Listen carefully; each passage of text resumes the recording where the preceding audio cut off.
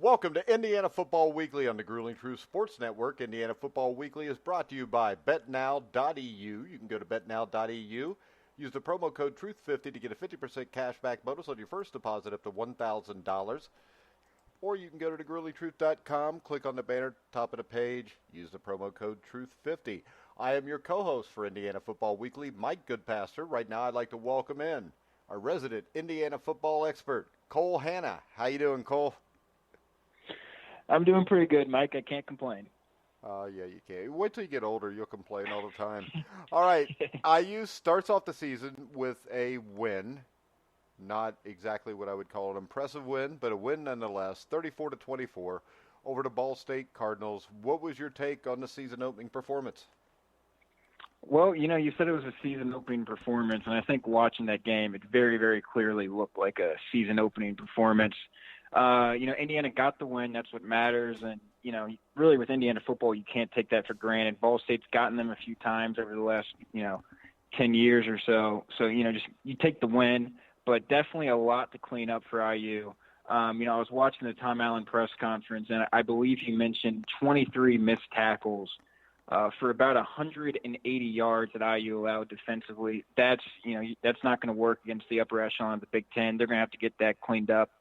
Ball State had about 400 yards of offense, but when, about half of that is coming from missed tackles and yards after contact, that's a recipe for disaster, and IU starts to play some better teams. So they're going to have to get that figured out.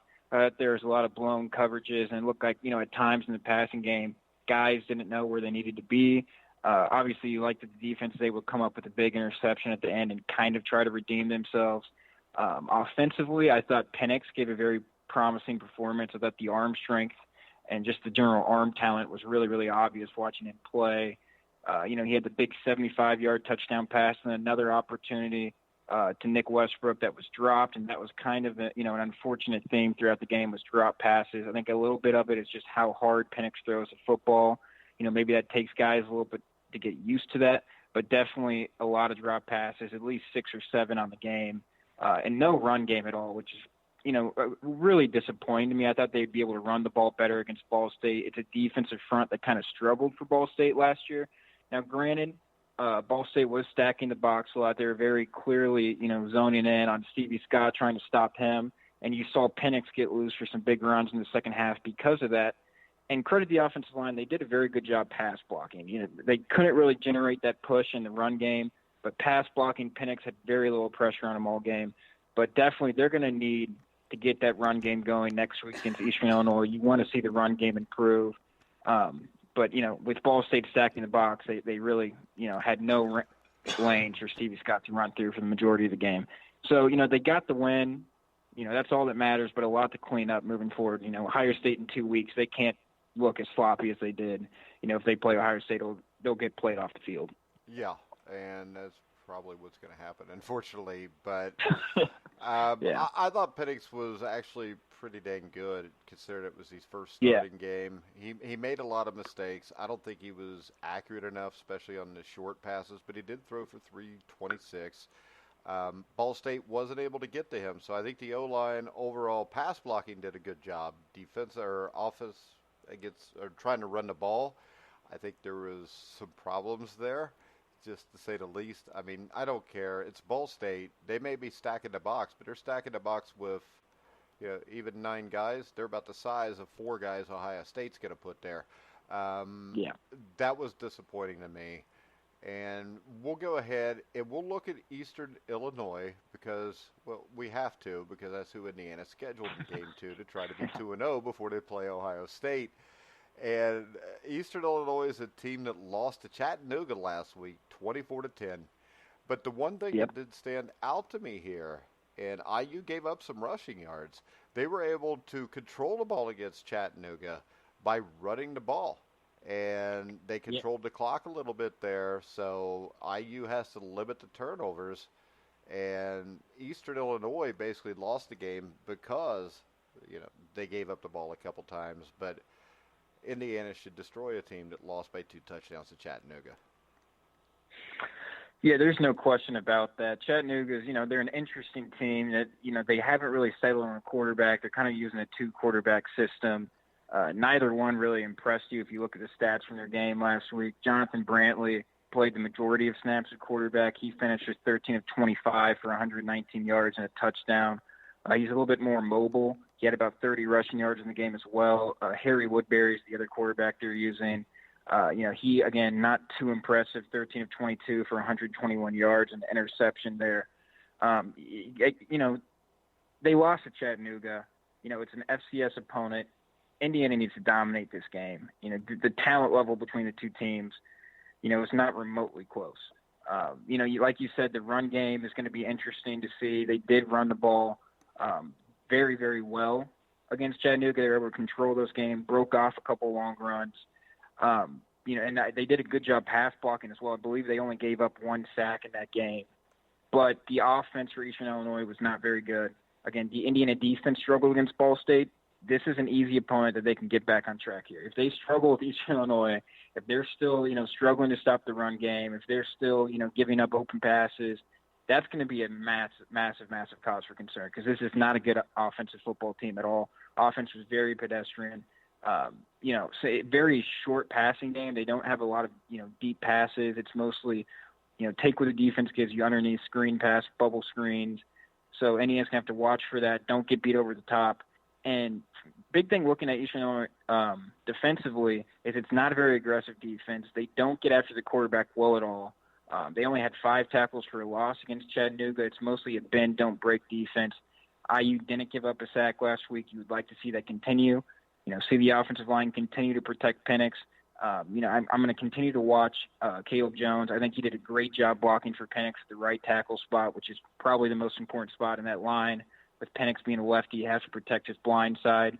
The returns were positive against Ball State. Eastern Illinois, again, not going to be a quality opponent. You're not really going to, blocking against Eastern Illinois is not going to prepare you when you're going up against Ohio State. But you'd like to see the positive returns and pass blocking. But, really, the bottom line in this matchup is really Eastern Illinois has, no business hanging it with IU in this game. When IU's at home, they should dominate this game from start to finish. And you'd like to see them clean up some of those mistakes, clean up the missed tackles, catch the football, all of that stuff. Yeah, and my concern here is why are they scheduling Eastern Illinois after Ball State before you go into conference play against Ohio State? Ohio State, on the other hand, played Florida Atlantic, who I think is a better team than either team IU is going to play. And then also this weekend, they're going to host Cincinnati, which I think is a top 25 team. They're going to be more ready for this. I know IU's trying to get to 6 wins to get to a bowl game. Yeah. But if you ever want to be taken seriously, isn't it time to maybe schedule up at least a little bit on week 2? Yeah, their non-conference schedule is really not strong at all. They also play Connecticut, who is probably, at least last year, we'll see what they do this year. I don't believe they're expected to improve that much. They'll be a little bit better, but they're still not going to be what Indiana should be playing if they want to be a serious football program. No, and what I liked is last year for Indiana, you saw them schedule a good team in Virginia early season. They played them the last couple of years. And Virginia, they may not be a powerhouse program, but they're kind of similar to IU. They're a mid-tier ACC team, and it kind of let IU get their feet wet a little bit against a quality opponent, a team that's, comparative to some teams are going to play in the Big Ten. They don't have that opponent this year. Like you said, Eastern Illinois, going against Ohio State after you play Eastern Illinois, Ball State, it's going to be a rude awakening. I mean, just the level of athlete, the size, the speed, it's going to be, a lot of guys for IU are probably going to have, like a deer in headlights look kind of when they play Ohio State because they haven't seen this, especially the young guys. I mean, you've got the veterans who have played in the Big Ten before who know what to expect, but you've got some young guys in that defense, on that offense that, when they play Ohio State, it's going to be a completely different animal from what they've seen. I think you hit the nail on the head. Indiana doesn't want to schedule, a team that's going to beat them in the non-conference. When they're playing in the Big Ten East, which is just so stacked, top to bottom. You need those 3 non-conference wins to get to 6. But you're just not being prepared well. If you're ever going to compete in the Big Ten East, and you ever really want to win games in the Big Ten East, you have to at some point because this is stupid. And were you at Tom Allen's press conference earlier in the week, a couple days ago? Yeah. Did anybody ask him? Because I remember him, probably 2-3 weeks ago, though, talking about how they implemented not as many full contact drills ahead of the first game. Did anybody ask him about whether maybe that's the root cause of 20-some missed tackles in the first game? Yeah, not that I remember anyone asking. To him, what he said was kind of interesting. He said he thought they tackled a lot better in camp this year than they did last year. So he was disappointed when they obviously struggle. It's tough to say. I mean, definitely I think the lack of contact drills. And it's not just an Indiana thing. It's kind of something you're seeing all across college football as teams are cutting down on the amount of contact drills, trying to avoid injuries. But, I mean, you've got to think that's probably part of it at least. I mean, the guys look completely unprepared to tackle, a lot of arm tackles, not wrapping up. So, I don't think anyone asked that question, but I think you would have to assume so. Well, damn it, if they do it again this week, ask that question for me. Yeah.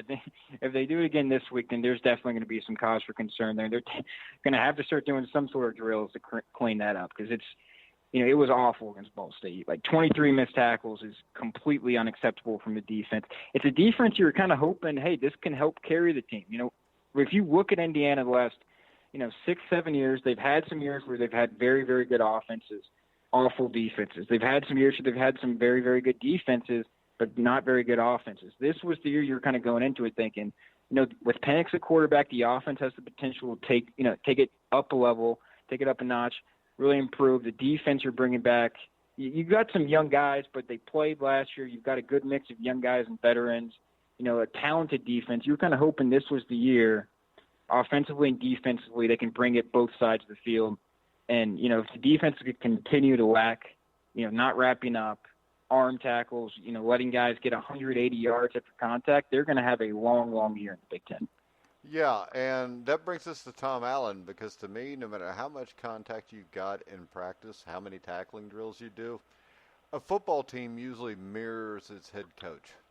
And I go to that point because I don't think in the over 2 years he's been here now, I've ever looked at an IU team and thought, these guys are tough. And that brings us to Fred Glass saying that, the next big investment for Indiana football could be a contract extension for Tom Allen. What's your take on that? Because I think that's absolutely ludicrous right now.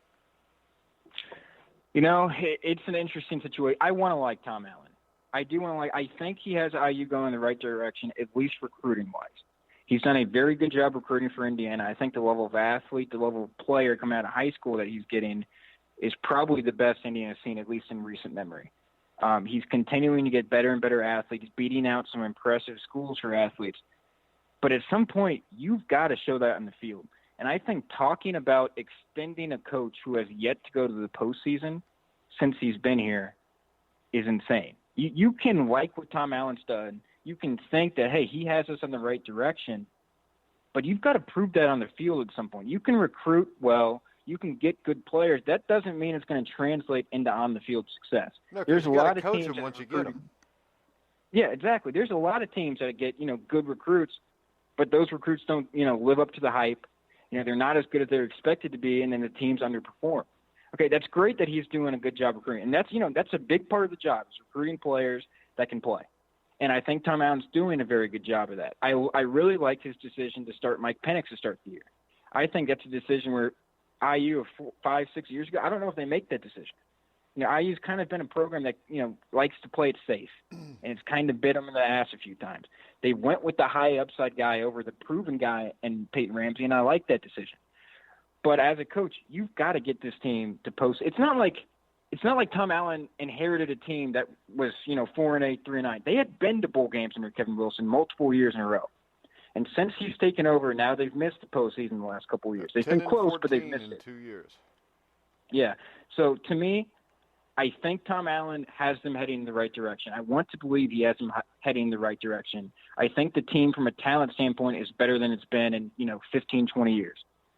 But at some point, and before you even think about talking about contract extensions, you need to see that translate to the field. And if that's this year, then fine, you can talk about a contract extension for the guy because you're seeing the results on the field. But until you see the results on the field, I don't know how you can talk about extending the guy's contract. Yeah, I think you got to see 7-5, not just a 6-6. You need a win over one of those big 3 or 4 schools in the Big Ten East, and I think what it is you've got Cameron, DiNardo, Hepner, Lynch, Wilson, Allen. The problem is that's frustrating to everybody, fans, players, boosters. I'm sure Fred Glass, you know, he hears it. And Yeah. when you do that, I think sticking with the coach is something IU hasn't done since Bill Mallory. But I don't want them to just stick with a coach for the sake of sticking with a coach. I want them to stick with the right coach. Exactly. So, I mean, it's like I think you hit the nail on the head there. You want to give a coach time. You know, I know people were kind of slamming on Tom Allen that you inherit a team that's been to back-to-back bowl games. Since you've been there, you miss bowl games back-to-back years. And I understand the frustration there, but you've got to give the guy time to institute what he wants to do, to get the team, you know, to what he expects it to be. You know, Tom Allen's obviously a very different coach than what Kevin Wilson was. Kevin Wilson's a very offensive-minded coach. Tom Allen's a very defensive-minded coach. And, you know, to be frank, the quarterback play has been subpar the last couple of years, at least in comparison to what, you know, Kevin Wilson had with Nate Sudfeld, you know, who's obviously in the NFL now. You know, they were getting a good level of quarterback play, which is obviously a pretty big component, at least in today's, you know, football. So I think you can't just fire the guy after 2 years. I know it's been a subpar 2 years. Give him time, and I think he's going to get the time. I think he's in almost every avenue, every part of the game outside of the on-the-field wins. I think you can look at Indiana and say that's a team that's moving in the right direction. The issue is the biggest aspect of a football program is the on-the-field wins. That's what you've got to do. You've got to win games. You've got to go to the postseason play. You know, I know they play in the tough Big Ten East, and I know you look at what Tom Allen, you know, has done recruiting-wise. I know you like the guy because, you know, he's a very likable guy. Everyone just rants and raves about him as a person. But you've got to win football games. His number one job is to win football games, and he's been here 2 years, and he's come up short from what Indiana wants to be, which is a bowl team. And obviously, you know, it's like you said, 6-6 is, you know, for Indiana, it's good. But 6-6 is not something that's really going to blow you away and be like, wow, this guy should be rewarded with an extension. 7-5 and just beating Michigan State, I would be all right with it then. Yeah. No, I mean, like, they've got to get the wins on the field. And they've been so close these last few years. They've played Michigan tough. They've even played Ohio State tough a lot of years. Michigan State, they've played tough. Penn State, they've played tough. They haven't gotten that signature win. And they've been close. They need to get over that hump. They need to get over that hump this year. They have several opportunities at home. Ohio State, you know, that's going to be a tough one, but you get them at home. Michigan, you know, especially when they play Michigan at the end of the year, sandwiching between Michigan State and Ohio State, you know, maybe you can sneak up on them in that game. You know, Northwestern's another team that late in the year scares me. That's been a Big Ten, you know, championship appearance last year. They're well coached. And the thing about them is this. It's not just that they're well coached. That team takes on Fitzgerald's personality. They are a very tough team. That's what worries me about Coach Allen. Yep. Because this is the thing. Nobody has ever said, you know, Bill Belichick, Vince Lombardi, Chuck Noll, they were sweethearts. Yeah. Yeah, no, it's completely fair. You know, now, granted, I will say this, Pat Fitzgerald was very complimentary about IU over the offseason, thinking that that's a team that's right there in the cusp of, you know, getting over that hump, getting that 6-7 wins, and, you know, said he thinks Tom Allen has them moving in the right direction. You know, I agree with those thoughts. I think Tom Allen is going to be the right guy. I think we're going to see those wins come at some point because I do think the program is moving in the right direction. Obviously, what Tom Allen did when he came into this team and what he did just in 1 year defensively as a defensive coordinator cannot be understated how impressive that was. And I do think defensively he's a very good coach. My biggest concern for him, and it has been the last couple of years, is I think he's a very good defensive coordinator. I don't think he's proven anything as a head coach. I don't think he's proven that he can manage every aspect of the team because he can't just be a defensive coordinator filling in as a head coach. And I think he tried to change that here. He hired a new defensive coordinator, hired a new offensive coordinator. And what I like is he talked about, you know, I'm going to let DeBoer be, you know, the head coach of the offense. So the offense is going to be in his hands. I think that's a smart move because I don't think Tom Allen is exactly an offensive-minded coach. I don't think he really, I don't want to be blunt, but knows exactly what he's going to do on that end. I think he's a defensive-minded guy. I like that he kind of cut his losses and said, I need to get someone that's going to run this offense. How about this, though, Cole? Because I've interviewed a lot of coaches to be coordinators for me before, and if you're a defensive coordinator and you don't know anything about the offense, how does that exactly work? Well, it's one of those things where I'd like to believe he knows. He obviously knows what offenses do, and he's talked about why he liked Penix is, that combination of leg speed and arm talent is, as a defensive coordinator, he knows how tough that is to prepare for defensively. He knows, what offenses do that, makes him stay awake all night trying to think, how am I going to stop this? And that's why he liked Penix so much. So I think, and again, I think when he says that, that's just how he is. He approaches everything from defensively, here's what I think about this, about what offenses do. I think everything he approaches it from is from a defensive mindset where, if he's going to talk about the offense, it's okay, well, as a defensive coordinator, what do offenses do that gives me nightmares? And I think, is that a good thing? I don't know if that's quite a good thing, but I think he at least made the right decision to say, I need to bring someone in here who knows what they're doing offensively, who can just kind of run that offense. I can help on that. I can, do whatever he needs me to do. I can help prepare the offense, but I need someone that's going to be the head coach of the offense. He brought someone in this year that can do that, and Kalen DeBoer. I think the offense looked good against Ball State. I think the run game struggled, and I think that's definitely disappointing.